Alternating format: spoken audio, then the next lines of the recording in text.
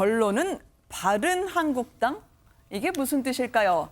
우파 그리고 보수가 갈림길에 섰다고 하는데요. 조국 사태를 계기로 한번 뭉쳐보자 하지만 한국당과 바른미래당 계열의 통합, 과연 바른한국당이라는 게 가능할지 저희가 좀 여쭤보고자 합니다. 지금 한국당이 어제 집회에서도 보면은요.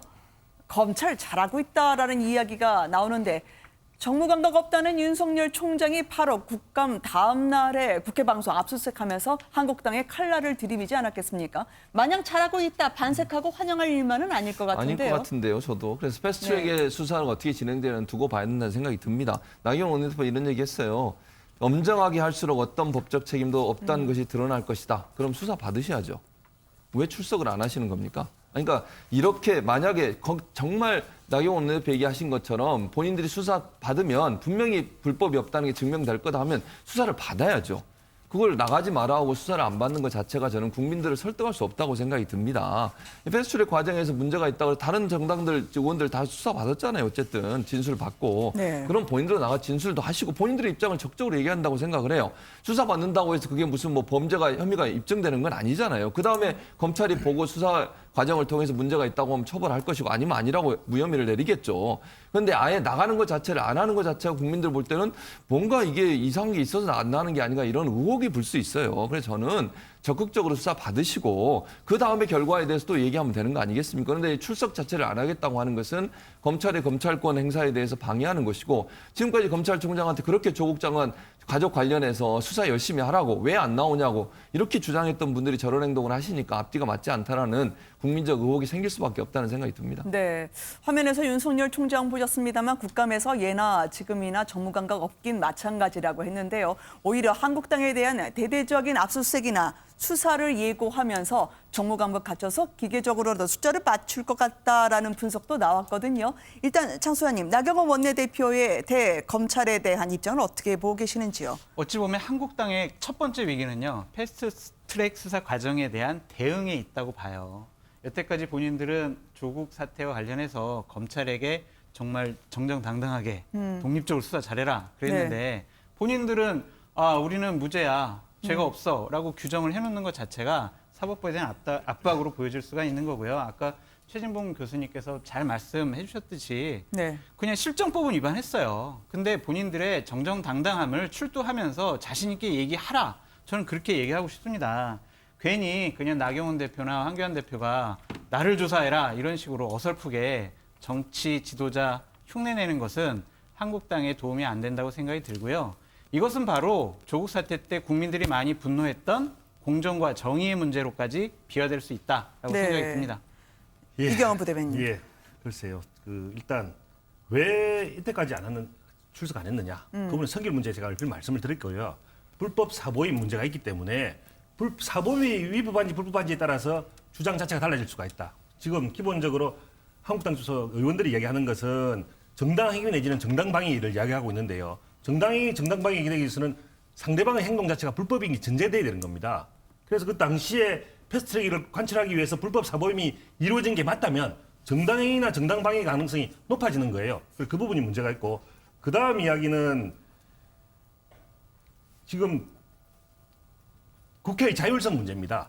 위법 관련해서 가장 중요한 것은 이 국회 패스트트랙 이야기를 하지만 국회법 이야기를 하지만 네. 국회의 광범위한 자율성의 문제가 있기 때문에 광범위한 자율성에 따라서 어떤 그 판단이 달라질 영역이 반드시 존재하는 거거든요. 그래서 지금 이 자체가 단순히 우리 한국당에서 어떤 잘못된 것을 한 것이 아니라 패스트트랙 처리 과정에서 여당이 잘못된 것도 있고 과거에 돼왔던 어떤 국회의 자율성 하에서 보면은 충분히 문제없이 넘어갈 수도 있는 부분이 있는데도 불구하고 선진화법이 규정되어 있기 때문에 이야기를 하고 있는 것인데 이런 쪽에서 보면 국회의 자율성을 감안을 하게 되면 충분히 달라질 여지가 있기 때문에 국회의 자율성 하에서 판단을 해달라라는 주장이 가능한 거죠.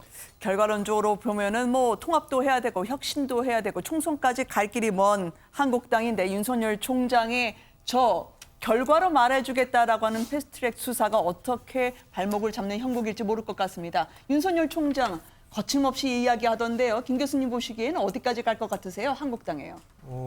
갈 때까지 가는 거죠. 왜냐하면 조국 장관 수사 과정에서 갈 때까지 간 상황인 거고 제가 볼 때는 네. 그러니까 호랑이 등에 탄 거죠. 어떤 형태로든지 소위 자기가 얘기했던 검찰의 정치적 중립, 법과 원칙에 따라 가기 위해서는 어쩔 수 없이 갈 수밖에 없다고 얘기했던 거라면 전 당연한 거죠. 모든 사안들은 동일하게 잣대를 댈 수밖에 없다는 생각이 분명히 들고요. 저는 그런 측면에서 자유한국당은 좀 당당할 필요는 있다는 생각이 들어요. 왜냐하면 이거 자당의 전신이었던 새누리당에서 만든 거예요. 국회를 선진화하기 위해서요. 그리고 어떤 형태로든 마찬가지 최종적인 판단은 수사를 받고 재판을 받아야 나오는 문제예요. 좀 그렇다면 당당하게 받으시고 그것이 정당 방위든 뭐든 그것들은 판결이 나와야 되는 건데 더 중요한 문제는 뭐냐면 지금 60분 정도가 지금 소환 조사를 받게 되는데요. 내년 4월이 총선이에요. 전 적어도 제일 중요한 문제는 이게 판결이 안 나게 되면 내년 4월 총선에서 유권자들의 선택권 문제, 투표권 문제와 관련해서 심각한 장애가 될 수가 분명히 있어요. 근데 이런 문제에 대해서 예를 들면 그 개인의 방어 또는 정당이 문제가 없다라고 얘기하면서 소위 국민들의 선택권까지도 잘못하면 건드릴 수 있기 때문에 저는 이 문제는 빨리 매듭을 져주시는 게 가장 저는 낫다고 봐요. 네. 자유한국당이 이런저런 고비를 많이 맞고 있죠. 그런데 광화문 쪽에서요, 갈 테면 가라. 예전에 이제 가요, 한 구절 같은 말을 격하게 토로하신 분이 있었습니다. 이분은 자유한국당과 어떤 운명이 될까요? 잠깐 한번 보시겠습니다. 자유한국당으로 가겠다고 하는 사람 이제는 더 이상 말리지 않겠습니다. 갈 때면 가십시오. 빨리 가십시오. 바른미래당 망치지 말고 빨리 가십시오. 손학규 대표였습니다. 지금 유승민계 쪽에서요. 아무래도 한국당과 보수 통합을 하려고 하는 거 아니냐라고 하면서요. 공천 문제를 직접적으로 언급했는데요. 하나 더 듣고 갈까요? 유승민 의원 그리고 황교안 한국당 대표가 손을 잡은 듯한 발언. 과연 잡을까요? 아니면 이대로 떼고 갈까요? 함께 보시겠습니다. 개혁적인 어떤 중도보수 정치의 길이라고 생각을 하고 그 길 위로 어떤 세력이든지 그 길 위로 같이 뜻을 합치겠다면 저희들 대화의 문은 언제든지 열려 있습니다. 구체적으로 누구에 대해서 문의를 하신다면 질문하신다면 지금 그런 부분에 관해서는 말씀을 드릴 단계가 아닙니다. 우리가 폭넓게 문을 열고 많은 분들이 궁금해하실 것 같아요. 과연 지금 한국당과 유승민 의원은 어떻게 돌아가느냐 하는 거 말이죠. 장성철 소장님 어떻습니까? 저 김은혜 앵커께서는 더 잘 아시겠지만 잘 몰라요. 예. 정치 언어는요. 정치인들이 쓰는 언어는 외국어예요. 그래서 번역을 해줘야 되거든요. 그래서 제가 정치 언어 번역기에 넣어서 네. 황교안 대표, 유승민 대표의 말을 좀 번역을 해드릴게요. 네. 유승민 대표가 낡은 거 다 허물고 새 집을 짓자라는 제 제안. 이거는요. 자, 한국당 해체하고 우리랑 같이 당을 하나 만들고 지분 나누고 우리 공천 보장해줘. 그러면은 내가 보수 대통합이라는 큰 흐름에 참여할게. 네. 이거고요. 여기에는 또 숨겨진 말이 있어요. 책임져야 할 친박 의원들은 좀 정리를 황교안 대표가 해라. 이런 뜻까지 포함되고 있는 거고요. 황교안 대표의 우리가 폭넓게 문을 열고 이 말은요. 그런 얘기 하지 말고 그냥 한국당으로 입당해. 정리는 우리가 할 테니까. 네. 이런 식의 얘기입니다. 그러니까 이 유승민 대표와 황교안 대표의 얘기가 서로 지금 달라요. 지향점이 달라요. 네. 그렇기 때문에 만나서도 별로 큰 소득이 없지 않을까 그런 우려가 있습니다. 황교안 대표가 받을 수 있을 것 같으세요? 만나기는 할 것 같아요. 그래요? 근데 하지만 한국당을 해체하고 친박 의원 정리하고 이런 것들은 대단히 고도의 정치적인 판단력과 리더십이 필요한 부분이거든요. 네. 과연 그것을 황교안 대표가 갖고 있을까? 그런 전 좀 회의적입니다. 네. 해낼 수 있을 것 같다고 보세요? 이경환 부대변인께서는요? 글쎄요, 뭐 그냥 유승민 의원이 원하는 모든 것을 그대로 다 되진 않겠죠. 낡은 것 허물고 새집 진짜 정확하게 이야기하셨는데요. 그렇다고 해서 뭐 지금 여기서 새로운 뭐 정당을 완전히 새로 만들어가지고 지분을 만든다? 저는 주고받는 거기 때문에 대화 타협이 이루어진다고 보고요. 네. 황 대표께서는 그런 이야기 하셨어요.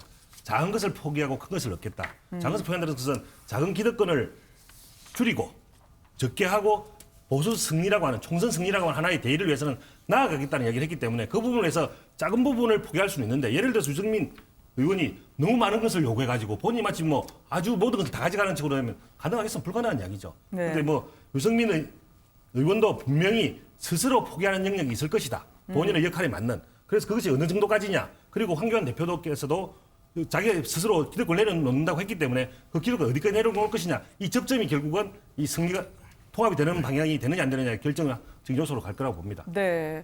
유승민 의원은 그러면 뭐 수도권보다는 대구 쪽에서 다시 승부를 보겠다 그런 생각일까요? 그렇기도 교수님? 하고, 예, 네. 그렇죠. 그러니까 본인 입장은 그런데 저는 기본적으로는 자유한국당이 개혁하지 않으면 안 된다는 거예요. 그거는요, 유승민 대표 입장이 당연히 저는 전 대표 입장에서 그렇게 주장할 수밖에 없어요. 네. 본인이 만약에 자유한국당이 들어간다고 하더라도, 뭐 만약에 새로운 당을 안 만들고 들어간다 하더라도 미래가 보여야 되는 거 아니에요? 이 상태에서 미래가 없는데 자유한국당이 지금 저렇게 태극기 집회에 나오시는 분들이나 극우 보수 세력과 함께하겠다는 자세를 갖추고 있는 한은 유승민 의원이 들어갈 수 있는 상황이 안 돼요. 중도 개혁적 성향을 갖고 있고 네. 개혁적인 정당을 만들어서 본인도 대권까지 생각해야 되는 상황에서 최소한 합의가 되더라도 저는 뭐 당을 따로 안 만드는 것까지는 합의를 못 하더라도 합의가 돼야 되는 건 친박 청사는 분명히 합의가 돼야 돼. 이게 합의가 안 되면요.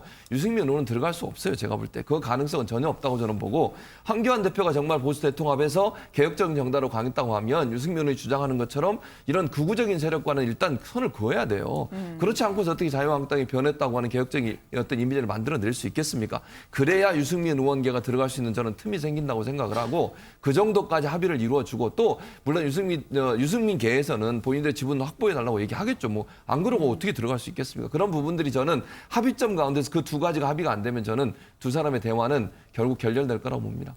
정치 번역기 장성철 소장님 들었는데 미래 탐구를 좀 해볼까요? 김종욱 교수님은 어떻게 보십니까? 저는 이거 뭐 거의 AI급 계산 정치가 들어가야 되는 거여서요. 네. 왜냐하면 일단 기본적으로 선거법 문제가 걸려 있죠. 독자 생존할 거냐의 문제가 있는 거고요. 또 하나는 국회법 위반 문제가 있죠.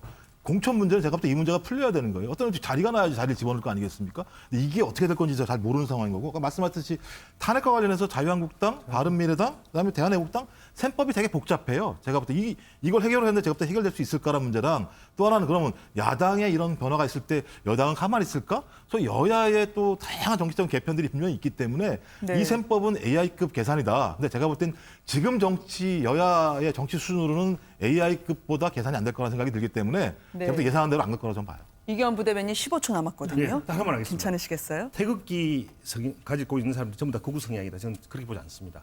지금 태극기에 대해서 서초동 집회에서 태극기가 나왔고요. 태극기를 가지고 있는 대부분의 사람들은 전혀 극우적이지 않고 오히려 진짜 나라를 걱정하는 대부분 우리 부모님 세대들 사람들입니다. 네. 그래서 자꾸 태극기를 가지고 있다고 해서 극우로 몰아가는 건 저는 문제라고 봅니다.